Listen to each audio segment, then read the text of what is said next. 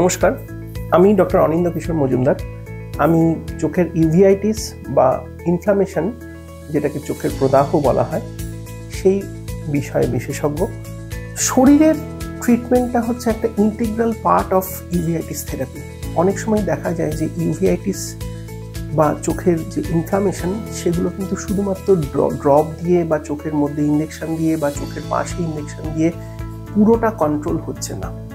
সেই রোগটার একটা root either একটা রিমাটোলজিক্যাল ডিজিজেস ফর্মে শরীরের সাথে যুক্ত আছে, অথবা শরীরের সাথে যুক্ত নেই, সেটা শুধুমাত্র চোখের রোগ। এই দুরকম ক্ষেত্রেই কিন্তু আমাদের অনেক সময় অনেক কঠিন শারীরিক ওষুধের সাহায্য নিতে হয়। সেটা স্টেরয়েড হতে পারে, সেটা ইমিউনোসাপ্রেসিভ মেডিসিন হতে পারে, সেটা বায়োলজিক্যাল থেরাপি হতে পারে।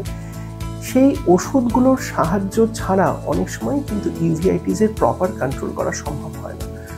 এবং এই ওষুধগুলোর সাহায্য নিতে গেলে আমাদের মেডিসিন ইন্টার্নিস্ট বা রিমাটোলজিস্ট বা বাতের ডাক্তারবাবুদের হেল্প নিতে হয়, কারণ তারাই শরীরের ইমিউনিটি সিস্টেমটার উপরে রোগ নির্ণয় এবং তার জন্য প্রয়োজনীয় ওষুধের সদ্ব্যবহার করতে পারেন।